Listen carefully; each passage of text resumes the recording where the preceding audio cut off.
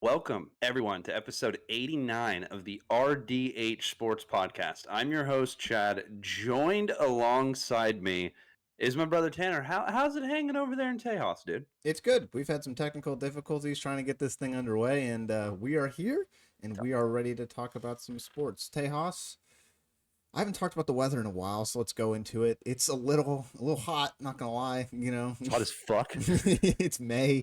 Like I understand, um, but like, why is it this hot in May? You know what I mean? I think San Antonio got like over 100 degrees the other day, and I was like, what's going on here, man? I feel It's it's like a it's little. 93 here. It's 93 here too. So yeah, I walked out into the trash before the podcast, and I look like I just took a bath. Yeah, it's kind of rough. Don't even understand it, man. It's too hot. Anyway, in sports news, this isn't a weather podcast; it's a sports podcast. For those listening on Spotify, we're talking about NBA, talking NHL playoffs. Going to hit a little bit of NFL at the end. We're going to start off with the NBA playoffs. Tanner, this is you. This is Tanner's corner three. We got Wolves versus Thunder, and we've got Pacers versus Knicks. Take me through just everything that's going on in your head. You're the NBA guy. Before I send it over to you, though, I just got to say, I watched that game versus the Wolves and the Thunder, and I thought there was going to be a little bit more on the Minnesota side. This OKC team, and specifically Shea, man, this could be a finals team in OKC. I think it's tough because you can never count out Anthony Edwards. I think Julius Randle has been playing a great series, honestly, a great playoffs just in general. He's kind of been the guy to step up when Ant hasn't, and I thought Rudy's played really out of his shell these playoffs. I do want to see a little more from him in terms of the offensive side, especially since what we saw in that that first game of that OKC series. It's going to be interesting to see which team is going to be able to kind of be the big dominant defensive force down the course of this series. But I think it gives OKC an advantage if they kind of become that team. I think they've been that team throughout the season. They've been kind of defensively very, very good. And I don't think it's going to stop here. I think in that past series with the Nuggets, you saw at points that made, OKC made Denver look like they were struggling. And I think it's just the defensive prowess of the guys that they have. I mean, Alex Caruso has been playing out of his mind. I'm sure you saw some stats or anything like that on social media about him guarding Jokic was like insane. He just did a fantastic job. And defensively, I think OKC has the number in this series when it comes to them and the Wolves. I mean, Wolves are no, like they're nothing to shy at. Like they're nothing to laugh at, right? I think the Wolves have been playing really well. Obviously, Anthony Edwards has been playing fantastically, but it's hard to run into quite a buzzsaw like the Oklahoma City Thunder, where they're kind of looking like they're playing, especially in that game one, they started playing their style, and it looks like or Minnesota didn't really have a whole lot to go against it, right? It was a close game for a while, but you had Anthony Edwards kind of going out in that first game and then coming back in, and maybe a little bit of a loss of production. But I think Julius Randle, like I was saying, really kind of came on when Ant went out. But I just want to see how they're going to get past this offensive and defensive juggernaut that is the Oklahoma City Thunder, because you go out and you get a guy like Julius Randle in the offseason, you trade Karl Anthony Towns, right? You want that more of that offensive production on that side of the ball because, in your opinion, that is what led you to not making the NBA Finals last time you were in the conference championship, right? If you're the Minnesota Timberwolves, you want to get that more offensive production. You don't want the too big setup. You want to be able to kind of command from beyond the 3-point line, right? You want to be able to kind of play anywhere in the system, play anywhere on the court, and play a couple different styles. And I think Julius Randle lets you do that. Julius Randle lets you do that really well. But it's just hard when you have guys like Jalen Williams, you have guys like Lou Dort, you have guys like Isaiah Joe, you have guys like Alex Caruso, and Chet Holmgren and Isaiah Hartenstein. Like these guys are just playing really well, night in and night out, and it's not like they're doing too much, right? We know we have the MVP. Probably we'll find out tonight. The MVP on this team. So with Shai Gilgeous-Alexander, man, and he's just been fantastic throughout these playoffs, right? Whenever he's not on, I feel like someone else on his team is. It's just kind of good basketball, I think, just all around for this team. And it's whenever they start getting into a rut, they start, all right, let's stop shooting some threes. Let's go down into the paint. Let's get Chet involved. Let's get Hartenstein involved. Let's get these guys going on some passes down from, drive the lane, pass out, get an open three. Let's make sure Caruso is, getting his defensive juggernaut going and stuff like that. So I think that they have a lot of depth pieces, and I think that they have just a lot of pieces on offense and on defense in general. Just that makes this team a championship team. So obviously they're my pick to go to the finals. I think with them being the highest seed remaining just in the entire playoffs, it's hard to say that they aren't a favorite to make the finals, especially after that kind of not dominant game one win, but very much of a statement game one win at home. So they look really good, man, and it looks like they're starting to hit their stride in the playoffs, and that's really what you don't want to see from a contending championship team, and a team on the other side that squeaked in through the play-in, right?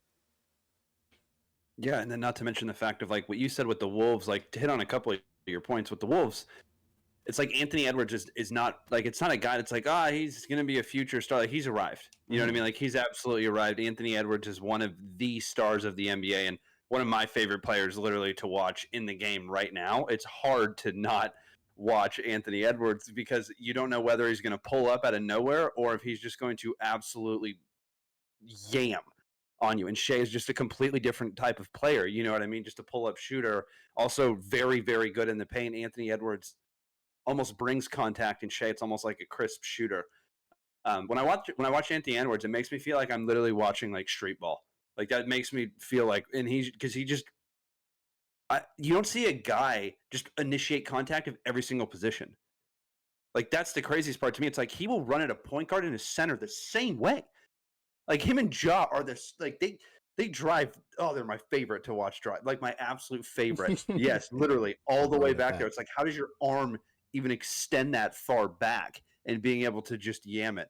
You know what I mean? But the Wolves, I'm not sure they have enough to go ahead and move on against the Thunder in the series. Now the Thunder got taken to 7 games last series with the Nuggets, right? Mm-hmm. So anything's possible. But you saw what happened in that game 7 with OKC. It's very similar to a hockey series we're going to talk about in the next segment in a game 7 that happened there too. But man, Thunder, you gave them all the props that they needed to give. I'm not going to, give them any more props or pump their tires. They're definitely my pick. Go Shea. Chet's nasty as hell. And then, like you said, Anthony Edwards is one of the best players in the NBA and most fun players to watch. So you look at shout out to Anthony Edwards. Shout out to the Thunder. And last thing before you hit this next series, well, I'm not shout going out next to series. Anthony Edwards. I have something to say on this series too, just like a comparison. Got you. Anthony Edwards just manhandled my Lakers. You know what I mean? That's how you know I'm not a homer.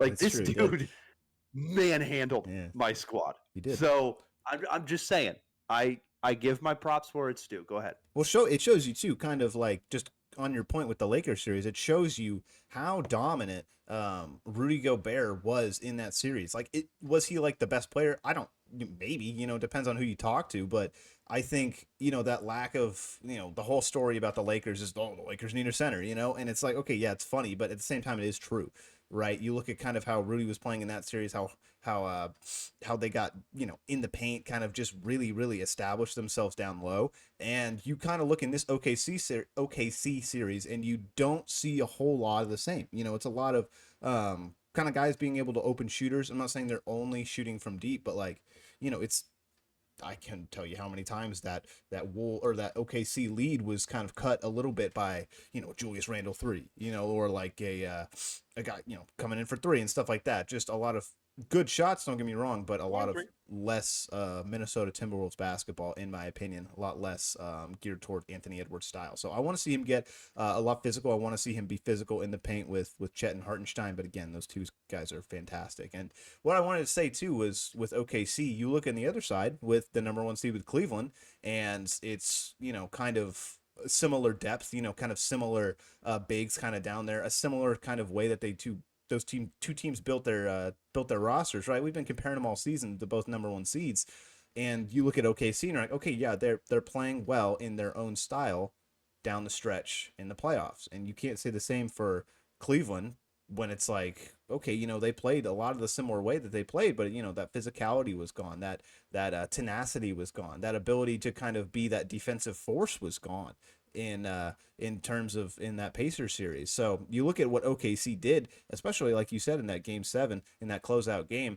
and it just looks like they're playing how they've played all season long. And I think that's one of the most important parts and one most important things to take away from this team is that they're not being, they don't have to change their style to whoever they're playing. They can just dominate and win in the style that they know very, very well. And they're playing it to its peak efficiency at this point in the season, which is exactly what you want to see out of a championship contending team. So we go on to the other side, and the reason I say all that is because you do not have a team like that, in my opinion, on this side in the Eastern Conference. You do have the Pacers, who are playing very well right now, and they're playing extraordinarily well in the back half of the season after that All-Star break, and they're one of the best teams, in fact. They're playing like it, man, but they're not, they're playing Pacer basketball. Absolutely. It's not, a basketball that's going to go and get an MVP caliber player like Shai Gilgeous-Alexander getting 30 points a game. It's not an offense that's going to, make it look like,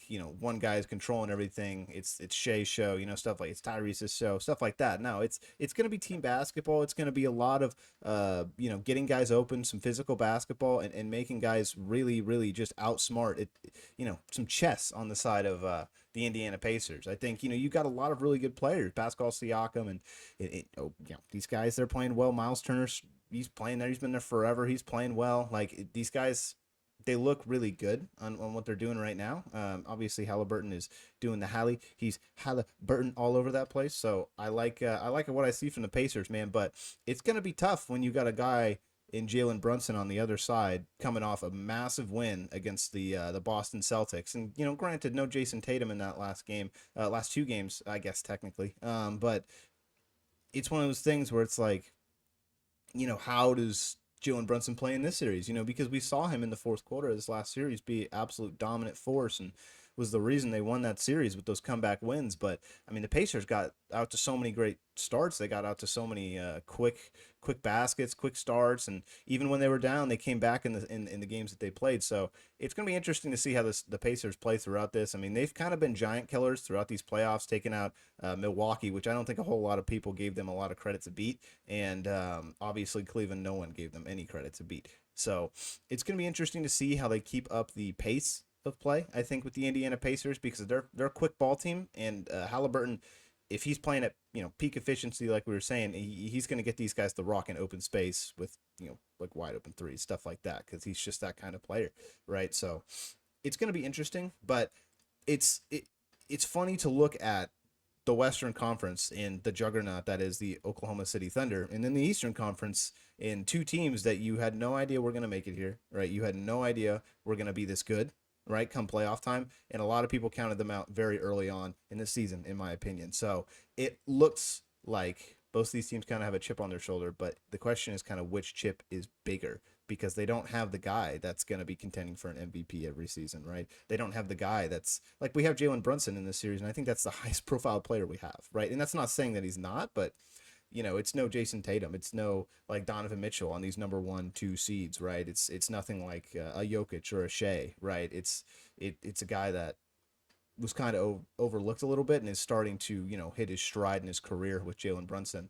And I think he's been fantastic in these playoffs, one of the best players. So we'll see if he can keep doing it. And that's kind of my big question. We'll see how Cat plays. We haven't really talked about him a whole lot, or at least I haven't, but we'll see how he plays. He was a big contributor in that past series, and those two got to get going, man, or else I think the Pacers take this, because I think the Pacers are a good ball team, and I think that they're playing some good team fundamental basketball right now, and it's hard to beat when you don't got a whole lot of, when it's a situation like with New York, where it's just, oh man, we got to come back into these games. We got to these massive deficits, stuff like that. So I want to see New York get off to a quick hot start in this series, and if they do, this one's going to be interesting to see how it ends. But all that being said, on this series is, I have no idea who's going to win. Like, all of that, I have no idea, because it's just, like I said, two teams who have really, like, a great rivalry, don't get me wrong, but it's just not really something we expected to see this year. It's like if the Blues go up against, like the Wild. It's like maybe not quite that crazy in terms of NHL, but like, a 4 seed. Pretty solid squad. Yeah, like actually, yeah, 100%. But like, you didn't expect that to be the conference finals game. We're expecting Florida and Carolina over on the NHL side. You know, like it's just the teams that a lot of people pick to get out of those respective series, and this one is flipped completely on its head. So I think I'm going to go with the Pacers. I think they've been playing some good basketball, and I just like their style of play more throughout a series. I think that they've shown that they can play really good basketball down the stretch and just get really, really good opportunities and good shots. They're taking very, very good shots. I know that sounds just simple, but it's just you. How many times in these playoffs have you seen guys just huck up, throw up threes, and it's just like, what are you doing? We still got 15 seconds on this shot clock. What are you doing? It's a lot of hero ball a little bit in some parts of it, but at least a bit in the Eastern Conference. And I mean, heck, Celtics had horrific shooting percentage throughout the first half of their series, and same with the Cavs. It's these playoffs have been physical. They've been in the paint and they've been grindy. So I'm gonna pick the physical, grindy team to win the series. I think that's where it goes with me. I've decided after all. Give me the Pacers. But what do you got in this Eastern Conference? I know I've gone on a little bit of a rant because this is just impossible to predict. I'm going New York in 7. I think the state of New York gets behind the Knicks, and I think that it's good for basketball when it's the Knicks, the Celtics, or the Lakers. And I'm going to jump on the Timothy Chalamet train as well with the state of New York. We'll go a little New York state of mind there. Throw that on too if you're feeling it. I know my stuff. I got some East Coast rap too. West Coast guy, I know the East Coast scene very well. That'd be a good segment one of these days. Just literally just show my playlist on Spotify. No, the thing with the Pacers and the Knicks for me, it's like Halliburton is clearly going to be a guy that's like my most important player on the Pacers, and then that's 1A, and then 1B is going to be Siakam. Mm-hmm. But really, it's Halliburton for me, and if Halliburton absolutely takes over like this series, then I could see the Pacers doing it. I think there's no way that this series doesn't make it to Game 7. I'm not sure that the Wolves and the Thunder make it to Game 7 because of what happened in Game 1, but who knows? If Minnesota comes back and wins by 20 the second game, that wouldn't surprise me at all because of the back and forth between the OKC Thunder and the Denver Nuggets last series. But Pacers and the Knicks, it's like you mentioned it. The Pacers don't really have that guy, but Halliburton's a guy for me that I'm going to be watching. And if he does get 30 a game, then it changes everything. If he's averaging 30 a game, they win that series easy. Yeah, it's one of those things. Who knows? But on the other side, you have the Knicks, and there's another guy who could do that with Jalen Brunson. Mm-hmm. So for me, it's like if you match both those guys together, in hockey you have the analogy. It's like the first lines are going to cancel each other out, mm-hmm. right? If the best players aren't necessarily going to cancel each other out, but if one puts up a 40 piece and the other puts a 30 piece, okay, that's a 10-point differential, mm-hmm. right? So for me, that's the biggest part of this series, and the most excited I'm about with Halliburton and watching Jalen Brunson just absolutely go at it. But I'm going to go New York in 7 here. I think too. Anything else? It's interesting. I mean, you raise that where it's like, okay, let's say Halliburton and Brunson kind of cancel each other out. Let's say that happens. Tyrese has a series to remember, and I think Jalen Brunson is going to be just fine. I think, at that point it comes up to. How is Pascal Siakam playing? How is Miles Turner playing? I mean, how is Mikal Bridges playing on New York? How is Karl-Anthony Towns playing? Karl-Anthony Towns is a massive, massive piece for this series. I mean, if he gets going early, this could spell destruction for the Indiana Pacers because he can be a dominant force down low. And I don't know if they've really seen. Well, they played Giannis in round 1, and they really didn't give a shit about him like averaging 30 a game in that series. So. It's going to be interesting, man. But if Cat gets going and Brunson gets going, it's going to be a long series for the Pacers. But it's going to be those number 2, number 3 kind of guys that need to step up in this series. I mean, that's what we always say in conference games. It's just, who has the most complete team, whose guys are stepping up in the moments that matter most. I mean, like you got guys in these playoffs that have really just outperformed their playoff, their pre-playoff projections, stuff like that have just really come into their own in these playoffs. I mean, I know a lot of guys, just the whole entire Pacers team, just being able to be that dominant and be able to kind of cancel out big names like Giannis, Donovan Mitchell, guys that are dropping 30, 45, almost 50 a night. It's one of those things where it's like, okay, and they still find a way to win because the rest of the team isn't playing well. But it's going to be interesting because if Brunson gets off to a hot start, it doesn't spell destruction. But if another one of those guys gets off to a start, Bridges, Cat, those guys, it's going to be a long, long series for the Indiana. Maybe it'll be a short series for the Pacers, right? But it's one of those things. I'm watching the role players. I'm just watching the role players around. Yeah, we got Brunson, we got Halliburton, but I'm watching the guys around them to see kind of how they play, because they've been playing really well all playoffs. And as soon as one of those sides stop playing well, we're going to have a winner. Exactly. Moving on to the NHL playoffs, we got the Canes versus the Panthers. Panthers are up 1-0 in that series, and we got the Stars versus the Oilers. That game is game one tonight, which I cannot wait for that series. Obviously, rocking the Texas hockey hat over here. But Canes versus Panthers, we're going to start with that one. You know, the Panthers were my Stanley Cup team. Like that was my team that was going to make it to the Cup. I'm not sure if I actually picked them or I picked Vegas to win, but clearly Vegas got out by Edmonton last series. But this Panthers team is just like what they did to Toronto last series in game 5 and 7.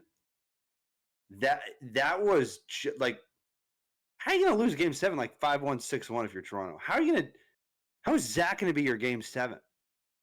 And the clips from afterwards, like, that was not what you wanted to hear, coming from the Toronto side. We're not going to get into that too much. If you just go listen to Austin Matthews and Mitch Marner and William Nylander with their comments, I was like, I would be so mad if I was that fan base. I was just like, what? We're not on the same page? What the hell do you mean it's a game freaking 7 to move on to the conference final? Anyway, the Panthers are just a freaking bulldozer. Like, when is this amount of hockey that they've played the last 2 years? They've been in the Stanley Cup Finals the last 2 years. This could potentially be their third year. It seems like every series they play goes to game 7. You know what I mean? Matthew Tkachuk's clearly not playing at 100%. Clearly not playing at 100. You know what I mean? And you have just Ekholm going in there who looks like he's not playing at 100% either. You got Rodriguez who just came back from that concussion. Like, Florida's not 100%. Nobody's 100% right now, but it seems like Florida just keeps overcoming this. And, like, for you to do what they did at Toronto in game 7, and then to do what they did to the Hurricanes in game 1, like, let's all stop real quick. Let's stop real quick. The storyline going into the series was that the Hurricanes were going to outshoot the Panthers by a bunch because that's the Hurricanes' game. The Hurricanes, if you go look at their last games, they outshoot their opponents by 10, 15, 20 shots. They're not necessarily all high-danger scoring chances, but they outshoot their opponent. Florida said no. they outshot them last game. Like, Seth Jarvis and Sebastian Aho had a heck of an opportunity a couple times last game with like 10-plus shots between the two of them. But, like, this Panthers team is so good. Like, so good. And, oh, shit, Bobrovsky. We all forgot about him. Yep. We all forgot about what happens if a goaltender gets hot in the playoffs. Well, guess what? You have the Stanley Cup defending champ with a third line from fucking Troy in 1800. And, like, wait, how you have Brad Marchand your third line? And that third line is just destroying teams. Like, their team is just so good, man. I can't say enough good things about Florida. Maybe it's because, like, you and I went to a game this season and got to see it against Boston when Brad Marchand was playing on Boston. I know. Like, it was an omen. Panthers being my Stanley Cup pick, like, this series, if this keeps up, like, maybe this is the first time the Hurricanes get beaten 5 and they don't beat their opponent in 5, right? Because, like, if games 2 and 3 go like games 1 and 2, you're not coming back from 3-0, especially against Florida. So Kane's got to pick up one here real quick in the next 2. But Florida, dude, I just can't say enough good things about him. Like, that team is so good. So good. And this series, I think, could be over very quickly. I think kind of to your point, you look at, and I've just looked it up, but, the past, let's say 4 games, for the Florida Panthers, they've outscored their opponents 17 to what looks like 6 goals. And that's just the last 4 games just in general, obviously, right? Game 1 of this past series and the last 3 of the other.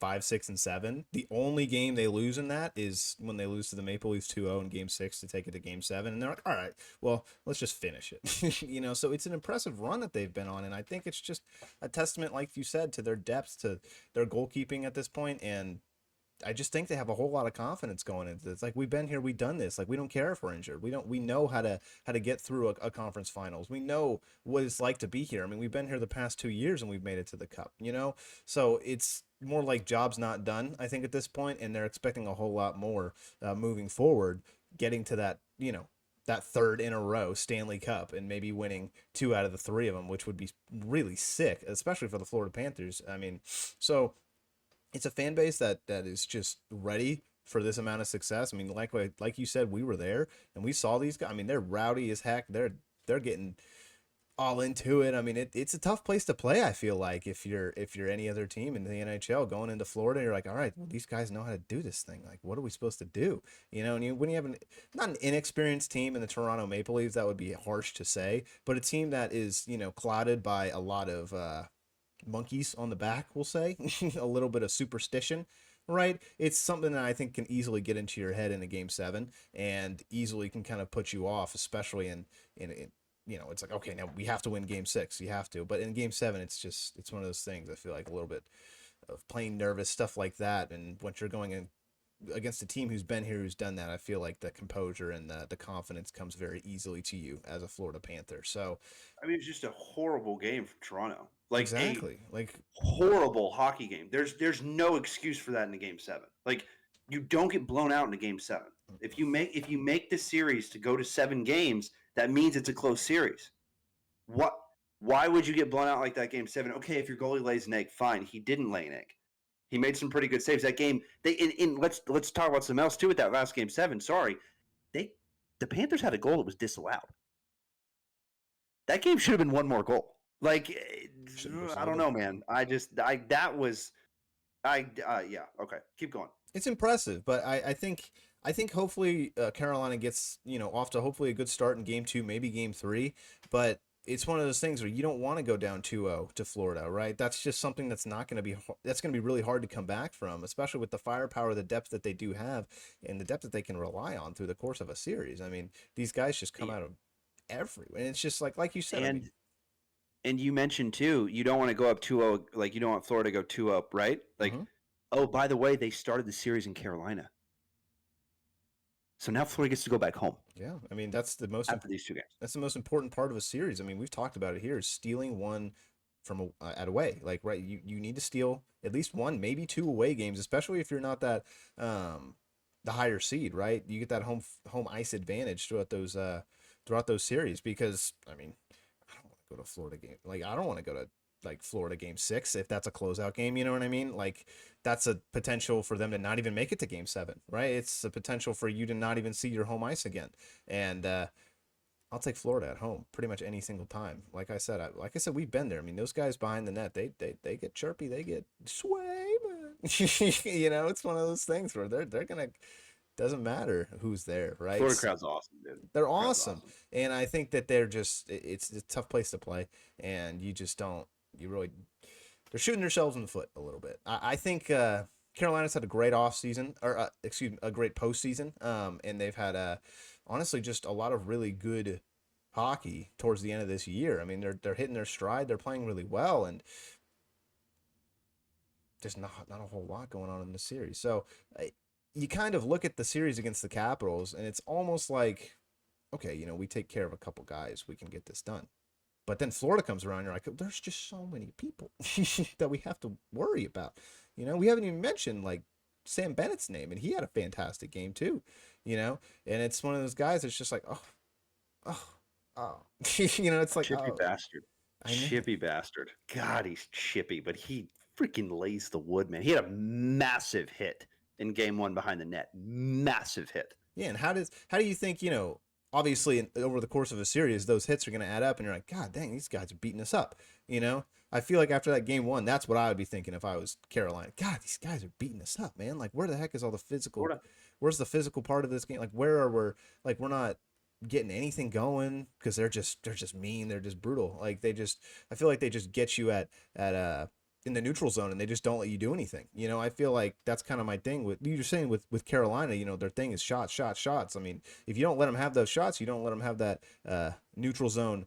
You know, if you don't let them get the Presence. puck, yeah, the neutral zone presence and get the puck out of the neutral zone into uh, Florida's Florida's ice, like you're not going to get a whole lot going, especially if the puck's on your side of the ice for the entire time. So, and they had power plays, they had opportunities, they just didn't. I mean, you look at that first period and you're like, okay, it's 2-0 early, I believe it was, and then Carolina comes back with a goal, and it's like, okay, this thing is manageable. But that's when it just gets out of hand. You just can't continue doing the same thing expecting a different result, in the second and third period, right? It just felt like there was not a whole lot of adjustments. But I feel like let's go on to the Dallas series because I don't know how long the series is going to last in Florida. So this Dallas series, I just looked it up right now. In last year, because I remember Edmonton like absolutely dominating. In games 4 through 7, they were 90% in terms of winning percentage with a perfect 10-0 record in those games. Now, given that was 2024 playoffs, but they were like, how does that even make sense? You know what I mean? Like, you're that good in games 4 through 7, and you and I were talking about this like off before we started. The Oilers are so good that means like if you get them to games 4 through 7, they're probably going to close out the series. Well, every series goes to game 4. You know what I mean? Like everyone does. But if there's a team that could potentially stop them, it could be the Stars, because the Stars, like that is like both these teams, like okay, the Oilers, it's obvious what their formula is. You've got Connor McDavid and you've got Leon Draisaitl. And if you go look at how many points Connor McDavid has, it's almost double the amount of points he has. It's not quite double. It's almost there. Same with Leon. In terms of playoff games they've played and points they've had, it's almost like 2 points, which is insane. They easily average over a point a game in the playoffs. And I understand that could be a secondary assist. I get that. But if McJesus and the Stallion himself, Leon Draisaitl, goes out there and does what they do, like if they each have a hat trick, like one game, that's 2 games. It's going to be really, really hard to go. So you have to try to shut down one of them. Good luck. You're not going to, right?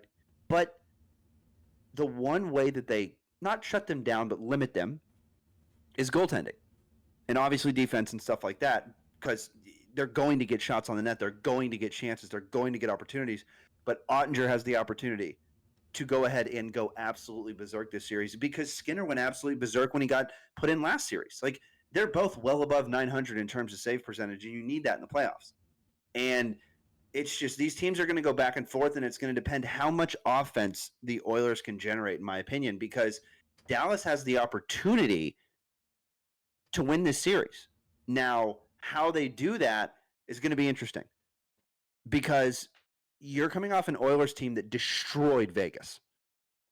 And Vegas and Dallas are real similar. Like pretty similar in terms of a team. Like, those guys are pretty close to each other in terms of the play personnel, the way they play, the depth that they have on their lines, everything. So there's a couple things you got to say about this series.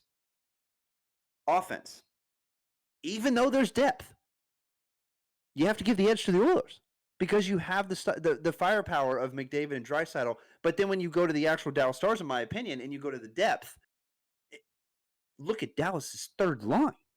Like, look at their second line. Look at their fourth line, right? Like, Dallas has an unbelievable amount of depth. Like, Wyatt Johnson could be playing on the first line. They could also throw him down on the second line. Tyler Seguin, Jamie Benn, they're going to be on the second line. One of them is going to be on the first. One of them is going to be on the second line. Not even talk about Rupe Hintz. Not even talk about Robertson, right? Like, you've got all these guys on Dallas that are just not even plugs, like great players. So for me, the depth in the potential offense kind of leans toward Dallas, even though you have McDavid and Draisaitl. Now, given if McDavid gets going, he's the best player in the world. He's McJesus for a reason. And I've never seen someone that's that mad after winning a series in 5 games and that disgusted, other than Michael Jordan and Kobe Bryant.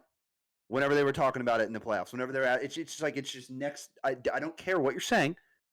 I'm getting on to the next thing. I'm getting on to the next series. Like, at the regular season, everyone was like, all Oilers fans was like, all we got to do is just get in the playoffs and watch. And everyone's like, yeah, okay. oh, they were right.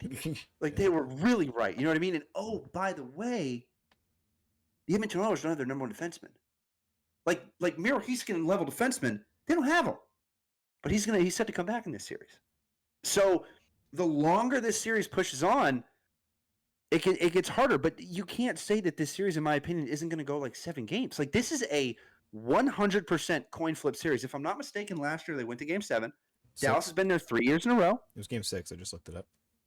Game 6. Okay, Game 6 or Game 7. Like, this is just it's going to be a back and forth. This is the series I'm most pumped for, and I think most hockey fans are pumped for. And you can't say the winner of this series is going to go on and win the Stanley Cup because you got Florida waiting on the other end, right? Yeah. What do you got on this Stars and Edmonton series? I mean, it's I think it's going to come down to obviously a lot of things, but the thing I look at too is, well, last time Stars were here, right, in the conference finals this past year, I feel like we didn't get a whole lot of the best out of Oettinger, right? I feel like there were a lot of goals that went in that series that were like, okay, come on.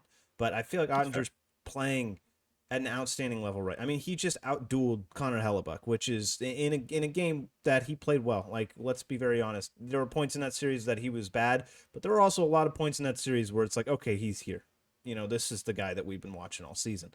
But he outdueled him, and I think that's going to give him a lot of confidence moving forward into this series. I mean, it's a familiar opponent, right? It's a familiar opponent with Edmonton. Obviously, they played him back-to-back years. They're not shy to these guys at all. But it's going to be interesting to see how they're able to take care of, like you said, Connor McDavid, Leon Draisaitl defensively. It's going to be.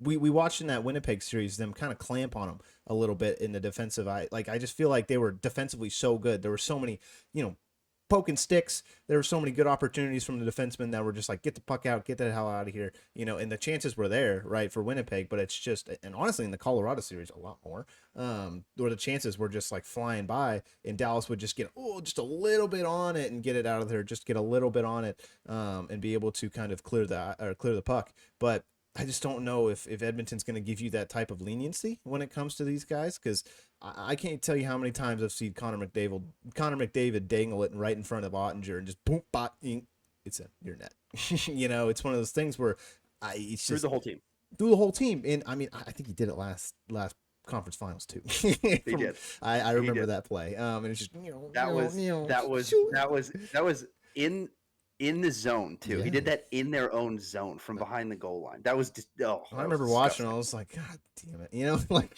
God. I mean, what do you expect? You know what I mean? He's one of the best players in the world for a reason. The best player in the world. Yeah, the best player. So it's going to be interesting. But all that being said, I think Dallas has a good chance to absolutely compete in this series.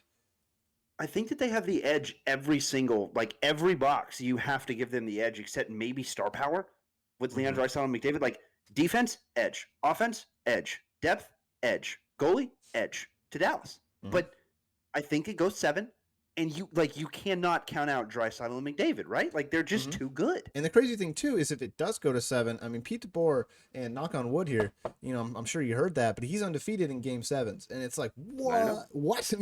Hold on. I don't know. What? That's impressive. And here's the other thing: he's been fired like twice in the last 3 years. Like, what? Yeah. So, I mean, like we said, it went to Game 6 last time, so that's it doesn't count against the record, But it's one of those things where it's like, if this game goes to 7, Dallas has home ice advantage throughout the rest of the playoffs, even if they go to the Stanley Cup. They're the highest seed remaining, and it's a thing that they have played really well at home, I think, in these playoffs. I mean, Oettinger has been standing on his head at home, and I mean, go back and watch any home game for the Dallas Stars in that Winnipeg series, and you're going to hear a whole lot of chants from those Dallas fans just kind of egging on Mr. Hellebuck over there on the other side of the net, just kind of chirping at quote unquote Dallas's opinion of the best goalkeeper in the world. So in Oettinger. So it's one of those things where it's like, yeah, I think Oettinger can take over the series, but you're gonna need. I mean, Mikko's gonna have to continue to do what he's doing. That's the baseline of a whole lot of this, right?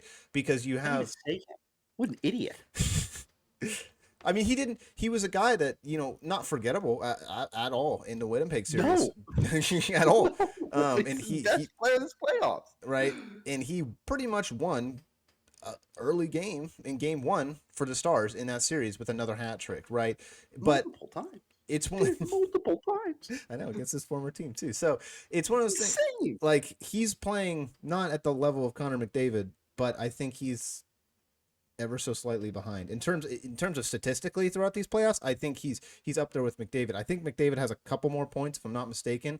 So insane. But like, That's so insane that but McDavid is like right there. Has like what Miko's done. Everyone's like no one's ever gonna have a better playoffs. And McDavid's sitting there just like, I have more points. I'm kind of doing more, you know. But it's the hat tricks. It's the way that he's doing it. He's single-handedly putting the team on his back. Not saying McDavid isn't, but he's got a, you know, that team is just playing very well offensively as a unit right now, right? So it's just one of those things. McDavid switching it off to Draisaitl for the game-winning goal. Kind of one of those things, you know. It's not Miko getting a hat trick, just like throwing his stick behind the net, you know, and just this crazy shit. So that's someone that they got to worry about, obviously. But I think it comes like with the Thomas Harleys, the Wyatt Johnstons, you know, the Duchesnes, the, you know, the Rupe Hintz, these kind of guys. Like, these guys got to step up in this series, and they've been stepping up throughout the playoffs. I mean, we had a guy in the Avalanche series to call a game, and like, I don't know if it was, I mean, Harley, I think, got his first overtime goal in game 6. And then another guy with I don't remember his name, man, but Blackwood, the player for the Stars, and I just always forget. I always mix him up with the Avalanche goalkeeper, but he called game. You know, it's one of those guys where the depth guys are playing well in a series or in a playoffs that Dallas kind of, in my opinion, does have a little bit of a chip on their shoulder since they've made it this far with the depth that they had without Heiskanen, without Robertson. You know, and now they got them fully healthy. They're back, and so the guys, the younger guys, they've had a lot of experience. They've had a lot of ice time. They've, you know, I mean, it's kind of crazy because they have a lot of experience and I think confidence going into the series. Excuse me. And the top guys are just coming back, and we haven't seen a whole lot of Robertson. I'd love to see a little bit more of him. He's kind of historically a playoff faller, which is unfortunate, but it's a guy that can get in there and can get absolutely, you know, shine in the brightest of lights, I think. So it's going to be interesting to see how those depth guys go throughout this series, because if they start getting going, then it's just gonna. I think it's just gonna be a shootout. No pun intended. You know, just throughout the course of the series, it's just gonna be a goals here, goals there, goals everywhere. You know, because Dallas is scoring at a great rate. I think, you know, in the games that they're played bad, they really get railed. You know, but in the games that they play mediocre to good, they're playing fantastically. You know, like, I've seen them get blown out, but in the games that they're even somewhat close in, they're very close, you know. And the games, obviously the Rantanen hat trick in the third period, you know, we didn't think that game was close, but it turns out it was. It turns out they won it. So it's interesting. I just want to see the depth guys in this series. I want to see how they get on. And I'm obviously very curious to see how McDavid is going to match up against these guys, but they know each other. You know, they play each other so many times, and it's going to be a matchup to see. But I just want to see these depth guys. I just want to see. I mean, my eyes are on Thomas Harley. My eyes are on Wyatt Johnston. You know, my eyes are on these guys, and that's kind of what I've been saying the whole playoffs: to step up, step up, step up. You know, obviously Miko's. I think he's double shifting at a point too, from what he's been seeing in these playoffs. Like, he's been a madman. But I mean, heck, he's ready for it. These guys are playing well with him, and I mean, they've been absolutely dominant when he's on the ice, in my opinion. So I like. I'd love to see the Stars go back to another Stanley Cup. First time since 2020. I mean, they've been here. They've done that the past, what feels like almost like, what did we say? It was like 4 out of the last, like, They've been here the last 3 years. Yeah, they have. But and then they made the cup in 2020 is why I'm saying, because they didn't make it in 21, and then 23, 4, and 5. So what, like 4 in the last like 6 years, something like that, that they made it to the conference finals, and obviously one they went to the Stanley Cup and lost. But it's got to hurt, you know, for those long-standing, for Jamie Benn. It's got to hurt for those guys, like, you know, who've been there a while, right?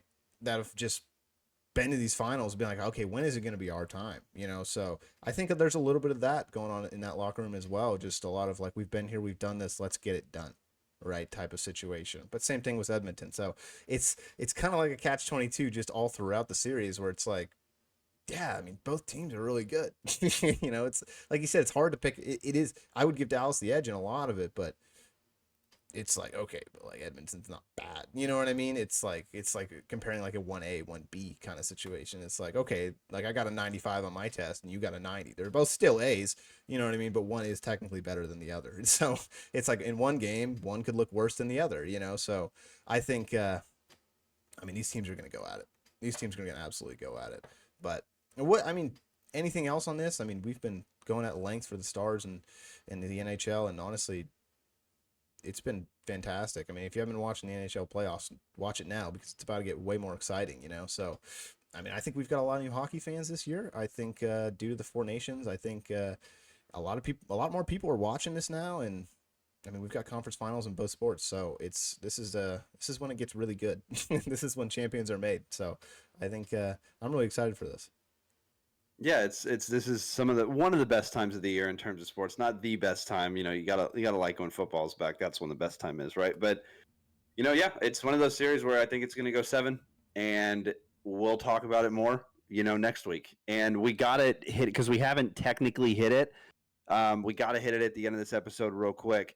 The Dallas Cowboys got George Pickens, and this is gonna be real fast, more of like a teaser for next episode. Here's the thing, guys. The playoffs happen, right? And then the playoffs are done in about a month, okay, with both sports. Then there's just nothing for a long time. So we're going to talk a lot of football in those like 2 months, about in a month, okay? So we're going to just hit a little bit here, but really hit on it next episode. Dallas got George Pickens. Just going to leave you a little teaser for next episode. Dallas got George Pickens. And if there was bow ties here, Tanner and I would go both put on good bow ties because all the Dallas Cowboys gave up was a third-round pick, a 2027 fifth, and the Steelers gave them, as I said, George Pickens and a 27 sixth-round pick. So Dallas makes a good trade for once, a very good offseason acquisition, and Tanner and I are going to get more into it next episode because there's not going to be as much playoffs to talk about because we're not going to be previewing the divisions or previewing each team in the divisions. But man, good bow tie and good way to send this episode off. A little good bow tie. It's a It's a very good way good. to do it. It's a very good bow tie. We'll see how it comes, how it comes to fruition in this upcoming NFL season. But I mean, they got him on a basically a 1-year deal. It's just the end of his rookie contract, and I mean, Pickens is looking for a big payday. That's kind of his whole thing. That's why he came over here. He's kind of betting a little bit on himself for the Cowboys. He says he's ready to go. Him and CD says they're both number ones. So, and same Dak came out and said it doesn't matter if you double cover either of them because they're both going to be able to get the ball regardless of who you put on them. So Cowboys are coming out with some words. They're coming out with, hey, we're here to rock. Offense completely reloaded. And, I mean, you got people in the division like the Super Bowl champion winning Philadelphia Eagles saying, yeah, they got a whole lot better this offseason, man. And as of today, the tush push is not banned. So they continue to do their Philadelphia Eagles nonsense over there, and we'll see how it goes on. But, I mean, Dallas locked in, reloaded, ready to go. Feels like the best season, or it feels like the best roster they've had since, or not best roster, but it feels like the best chances, at least offensively, they've had since that Amari Cooper, Michael Gallup, CeeDee Lamb season where Dak just absolutely went on a whole tear. By the way, that was a Kellen Moore-led offense, if you do remember. So now head coach of the New Orleans Saints, which is kind of fun. A little fun tidbit for you over there. But kind of interesting to see what Schottenheimer does with these two boys. Is it going to be air raid, or are we really going to run the rock and then play action every single, play action off of it? It's going to be interesting.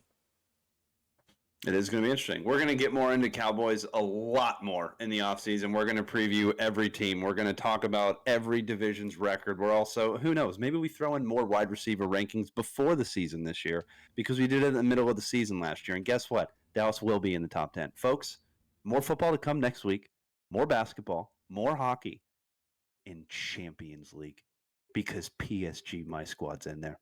We'll catch you next week, folks. Absolutely. There may be some more golf talk too. Scotty's Here we go.